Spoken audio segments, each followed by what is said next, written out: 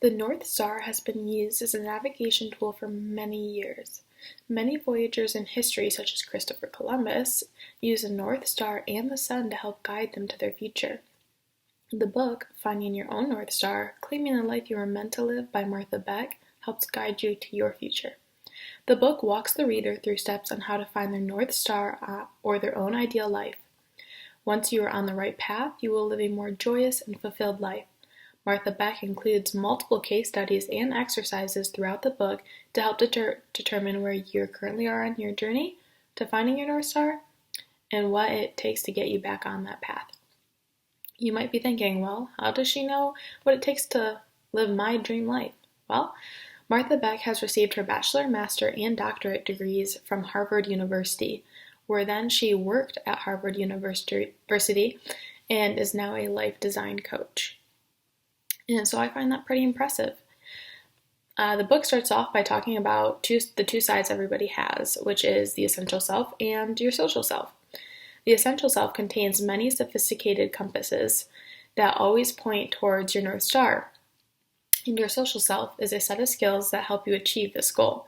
For example, your essential self wants desperately and passionately to become a registered dietitian. Well, while your social self struggles through organic chemistry in the RD exam. The system works well as long as both selves are communicating with each other and working together like any healthy relationship. However, your social self can sometimes get in the way because it can be influenced by outside sources such as the world, individuals, even including your family and close friends. The social self knows when your desires will upset other people to help override natural inclinations that aren't socially acceptable. As Martha Beck puts it, to find your North Star, you must teach your social self to relax and back off. This is not always an easy task because your social self is trying to please other people, such as parents who want you to go into a specific work field, or social media telling you that you must be skinny to achieve anything. It is important to teach your social self to relax so your essential self can shine. When your essential self speaks up, your social self is often surprised. For example, blurting out, "I love you" to someone you barely know. Your essential self feels the love and connection you have for that other person, but your social self is saying, too soon, what will this person think of me? There are times when we are forced to say yes while our essential self screams no, and there are other times when our essential self says yes, this is the way to your North Star, but your social self says no. The book goes over ways to help your essential self say yes when it needs to or no when it needs to, using exercises from the author. An important thing to remember is to not let politics, religion, school, family, friend, coworkers, social media, or other people get in the way of you finding your North Star. The book then discusses your emotional compass. Your emotions are a wonderful navigation tool to help you reach your North Star. However, everyone has experienced circumstances that has damaged our emotional compasses, such as heartbreak or loss. It is important to figure out unresolved emotional wounds in order to hop back on your North Star path. Once your emotional wounds have been diagnosed, fixing the damage is surprisingly simple. Step 1 is to figure out what hurt you. Step 2 is to find a sane, sympathetic audience, someone who will genuinely listen to you. So an example would be a therapist. Step 3 is to get to the truth, the whole truth and nothing but the truth. Your emotional wounds won't heal until it's all out on the table, even the very worst of it. Step 4 is to accept others' compassion and learn to expand it to yourself. Self-love is the single most important tool you will ever use in search for your own North Star. The last step is to give yourself time. It takes time to heal, and it doesn't happen overnight. This is easier said than done. Sometimes you don't know what you're feeling or how to describe your emotions. So Martha Beck says that there are 4 magic questions to help you read your emotional compass. Question 1. What am I feeling? Take time to determine if you're feeling sad, mad, happy, scared. Question 2. Why am I feeling this way? Trace the feeling to its source, and you may have to dig deep and far into your memories. Question 3. What will it take to make me happy? It's crucial to frame your answer to this question in terms of your own basic needs, not external circumstances such as relying on other people to change. You can't rely on other people to change. Question 4. What's the most effective way to get what you want? It takes both your essential self and your social self to help find the most effective way to get what you want. Another powerful navigation tool is your intuition. Everyone has intuition and must be willing to trust their intuition. However, when it comes to intuition, the reading is that your body is first, emotions next, and then intuition last. This means that when you think you're sensing intuition, make sure that your body is healthy and fed, and that you don't have any emotional wounds before listening to your intuition, because those can affect that.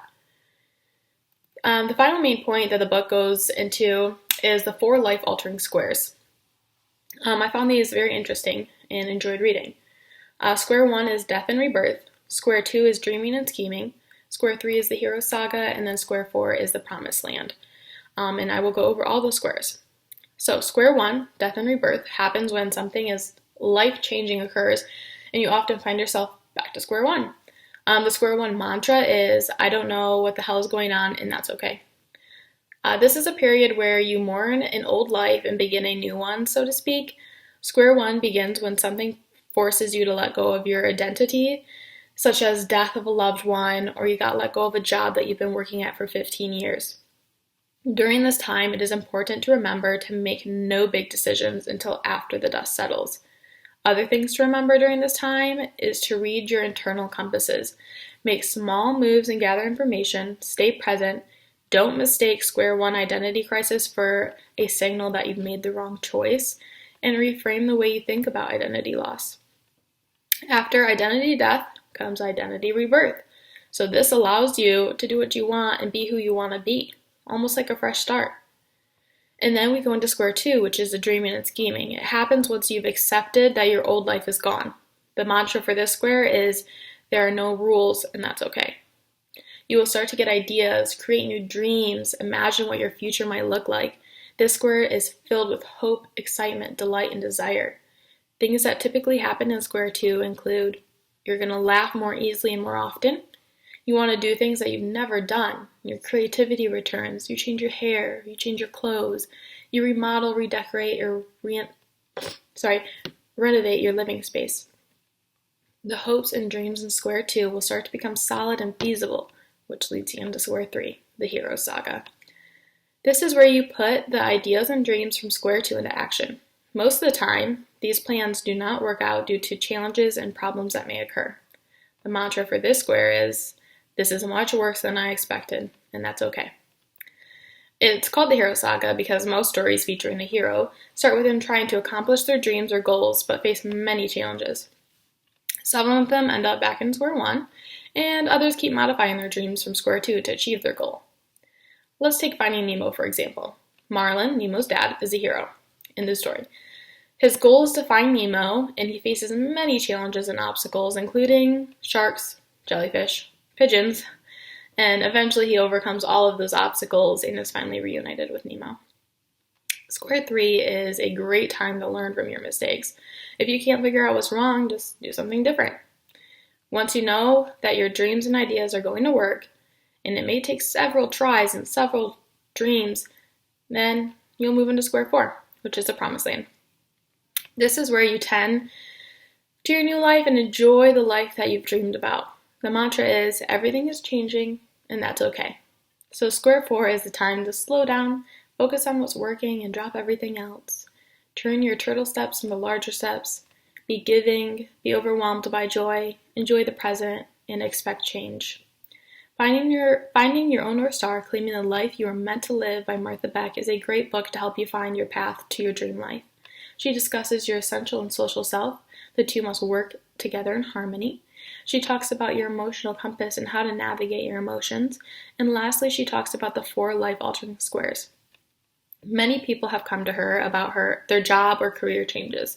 She states that once you're in the right path and at a job you love, the money will follow. Your essential self is a much more a money maker than your social self. If you find yourself lost when it comes to your career, relationship, school, or life in general, Martha Beck's book can help guide you. This book definitely has helped change the way I approach life, and I can't wait to reach my North Star.